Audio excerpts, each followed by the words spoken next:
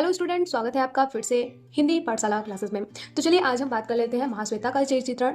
ठीक है, तो पिछले वीडियो में हमने आपको बताया था किस तरीके से आपको कादम्बरी का चरित्र चित्रण लिखना है, किस तरीके से चंद्रापीठ का चरित्र चित्रण लिखना है, चंद्रापीठ कथा का सार लिखना है।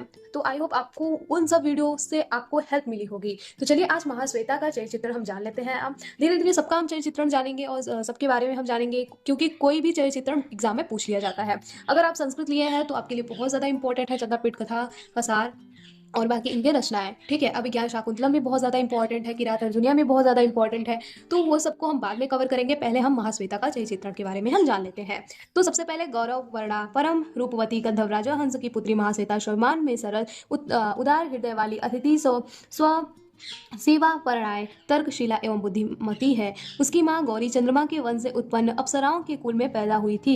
इससे स्पष्ट है कि बाण रचित कादम्बरी की मुख्य नायिका कादम्बरी की सहेली महाश्वेता के जन्म अप्सराओं के कुल में हुआ था। महाश्वेता अपनी मां गौरी से भी अधिक गौर वर्ण की ओर अत्यंत आकर्षक थी। इसी कारण मुनि कुमार पुंडरीक इसकी तरफ आकर्षित हुआ और अकल्पित विच्छोद भी सहन करने में अक्षम होकर मृत्यु की प्राप्ति हो गया था। अब दृढ़ संकल्पी, इस तरीके से आप लोग देख लीजिए, दृढ़ संकल्पी महाश्वेता जी हैं। तो यहाँ पे महाश्वेता दृढ़ संकल्पवादी युवती है। मुनि कुमार पुंडरीक को प्रथम दर्शन में ही आकर्षित होकर उसे प्राप्त करने का निश्चय कर लिया है। कंपिन जल में से पुंडरीक की अस्वस्थता की सूचना पाकर वह रात्रि में उनसे मिलने तर्कलिका के साथ निर्भय होकर सरोवर की तरफ जाती है।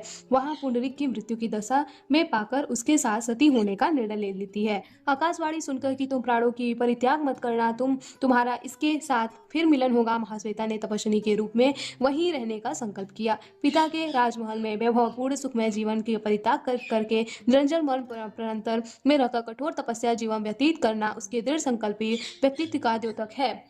हमारा नेक्स्ट हेडिंग क्या आता है? पतिव्रता। ठीक है, पतिव्रता महाशकुंतला जी हैं, सॉरी महाश्वेता जी हैं। महाश्वेता मानसिक रूप से पुंडरीक को अपना पति स्वीकार कर चुकी हैं। सामाजिक मान्यता के अभाव में पति परायण होकर एक अनिष्ट भारतीय आदर्श नारी का वह प्रतिनिधित्व करती हुई वह दृढ़ चरित्र की स्वाभिमानी है। आकाशवाणी की सूचना पाकर वह पुंडरीक के पुनः आगमन तक तपस्वी के जीवन व्यतीत करने का संकल्प लिए हुए हैं।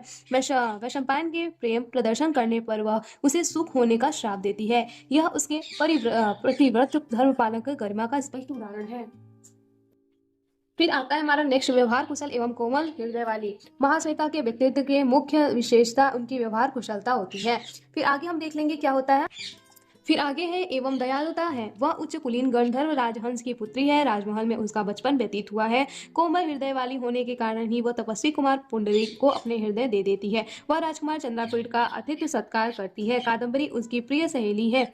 उसके कल्याण की कामना हेतु चंद्रापीठ के साथ लेकर वह उसके पास जाती है। अपने संपर्क में आने वाले क्यूरक, पत्रलेखा आदि प्रत्येक व्यक्ति से वह बड़ी ही कुशलतापूर्वक व्यवहार करती है। सभी उसका सम्मान करते हैं। उसका व्यवहार चातुर्य उस समय भी प्रकट होता है।